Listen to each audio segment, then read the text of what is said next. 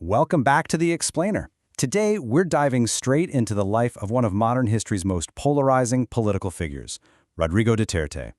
We're going to map out the defining chapters of his life. And look, we're not here to take sides, right? We are just here to understand the complex evolution of a leader whose legacy literally splits a nation right down the middle. Let's get into it. Okay, let's dive into this.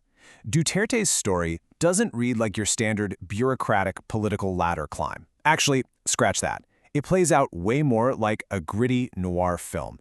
Think about it, a rough frontier town and an uncompromising enforcer. It's the story of a nation caught in this profound tension. On one hand, you've got this deep, deep longing for order, and on the other, a profound fear of the methods used to actually get it. To understand how that tension even came to be, we've got to go back to the very beginning. Section 1. The Frontier Origins. Environment and Youth. So, born into a political family in Leyte back in 1945, Roddy moved to Davao on the southern island of Mindanao as a young boy. And man, he was a notoriously rebellious youth. We're talking getting expelled from schools, getting into street fights. He became intimately familiar with that rough-and-tumble culture of the Philippine frontier. But he had this incredible grounding force in his life, his mother, Soledad. She was a highly respected civic leader, and under her strict eye, he eventually channeled all that natural aggression into his studies. That drive culminated in him graduating with a law degree in 1972. And you know, 72 is a deeply significant year, because it was right when the country entered the dark era of Ferdinand Marcos's martial law. Section 2. Rise of the Punisher. The Dark Era of Davao City. Now, to really understand Duterte's rise, we have to understand the city he inherited. Back in the 1980s, Davao earned this incredibly grim moniker, Nicaragua. It wasn't just a city with a crime problem, no. It was a literal urban war zone. It was being violently torn apart by communist insurgents known as the New People's Army, military death squads, and just rampant criminal gangs. This was a collapsing, incredibly dangerous environment that seemed to demand a heavy hand. Let's move to his timeline and see how this builds, because his political foundation escalates rapidly and intensely. After getting that law degree in 72, he spends years working as a city prosecutor starting in 1977. So he's seeing the absolute collapse of the city firsthand from the legal side. Then, following the 1986 People Power Revolution, he gets appointed interim vice mayor. And finally, in 1988, he officially wins the mayoralty. He essentially takes over a city that is practically on the brink of complete collapse. To fix Davao, Duterte crafted this hyper-pragmatic, terrifyingly effective persona. He was literally out there personally patrolling the streets at night on a heavy motorcycle. He implemented these incredibly strict local laws for what was previously a completely lawless frontier. Stuff like banning smoking in public, enforcing strict underage curfews, and imposing heavy speed limits. But alongside this new order came a very dark shadow: the emergence of the Davao Death Squad, or the DDS. Petty criminals, drug pushers, and gang members just began turning up dead on sidewalks. Now, it's really important to note here that Duterte consistently denied direct involvement in these vigilante killings. But his rhetoric told a slightly different story. Now, what's really interesting is that even while denying direct involvement in the death squads, he was issuing these chilling public warnings to criminals. Things like, "You will leave Davao in a coffin."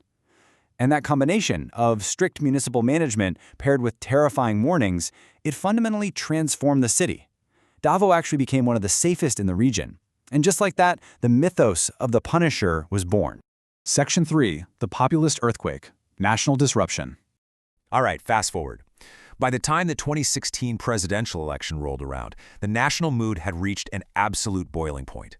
Millions of the Philippine electorate felt entirely abandoned by the Manila elite. They felt trapped, trapped by systemic corruption, literally suffocating traffic in the capital, and a surging epidemic of methamphetamine, known locally as shabu. The conditions were absolutely ripe for a massive populist uprising. Running on a platform to basically scale up his intense Davao tactics nationwide, Duterte made one defining promise to the people: he would wipe out crime in 6 months, period. He captivated millions of voters with speeches that were raw, they were vulgar, and fiercely authentic. He completely tossed traditional political correctness out the window, speaking directly to the raw anger of the electorate. He also leaned heavily into his identity as a provinciano, meaning a provincial boy. And this outsider persona, it was totally key. He wasn't part of the shiny Manila establishment, he was the tough enforcer from the southern frontier. That exact framing fueled a massive landslide victory to the presidency, fundamentally changing the course of Philippine history. Section 4. The National Drug War. Widespread controversy. So, stepping in as the 16th president of the Philippines, Rodrigo Duterte did not simply conform to the office. No, he fundamentally shook the entire nation right to its core. The defining policy of his administration was Operation Tokang. This was a brutal, highly controversial, nationwide war on drugs. He essentially took the extreme security measures and the heavy-handed philosophy he developed back in Davao, and he unleashed them across the entire archipelago. And this brilliantly illustrates the sheer scale of the disruption we're talking about. The massive policy shifts absolutely defined his term. Operation Tokang left thousands dead in police operations and vigilante killings, which, as you might guess, drew severe condemnation from international human rights bodies. At the exact same time, he pivotally altered the country's foreign policy. He distanced the Philippines from its traditional ally, the US, to actively court China. Yet, and this is wild, despite this fierce local and international pushback, his populist appeal remained remarkably resilient. He actually finished his 6-year term with exceptionally high approval ratings. Tracing his post-presidency pivot, we see Duterte stepping down in 2022, handing executive power over to Ferdinand Marcos Jr. Meanwhile, his own daughter, Sara Duterte, secures the vice presidency. But that temporary mega-alliance between the country's two largest political dynasties, it quickly fractured.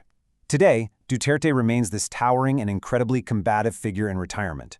He's currently navigating a tense political civil war at home, all while facing an ongoing, extremely high-stakes investigation by the International Criminal Court regarding his drug war legacy. Section 5. Two sides of a coin. A living legacy. To his incredibly loyal supporters, he is known as Tatay Digong. That essentially translates to a tough, authentic father figure. To them, he's the ultimate anti-hero. He was the only leader willing to actually get his hands dirty, to break the stranglehold of the Manila elite and save the country from completely collapsing into a narco state. So, the crucial point is that we are left with two completely different realities. On one side, you have the immense praise of an anti-hero who protected the nation. But on the exact opposite side, to his critics, he is viewed as an incredibly dangerous demagogue and a sheer authoritarian figure. Critics argue that his blatant disregard for due process severely weakened democratic institutions, cost thousands of poor Filipinos their lives without so much as a trial, and left a permanent, horrific stain on the nation's human rights record. Which brings us to our final thought. The story of Rodrigo Duterte? It is not a closed book. His legacy remains a living, constantly evolving debate that continues to split the political landscape of the Philippines. Caught between the undeniable desire for extreme order and the absolute necessity of democratic due process, how will history ultimately judge the legacy of Rodrigo Duterte? Thanks for joining me on this explainer, and as always, keep questioning the narratives that shape our world.